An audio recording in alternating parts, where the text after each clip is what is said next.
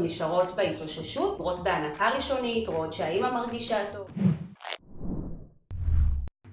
כמה זמן לפני לידה כדאי לפגוש דולה? בגדול הייתי יכולה להמליץ החל מסוף השליש הראשון, להתחיל לחפש דולה, לראות עם מישהי שבעצם אני מתחברת אליה, ולפי זה בעצם להתחיל להיפגש ולסגור. כמה זמן דולה נשארת בלידה?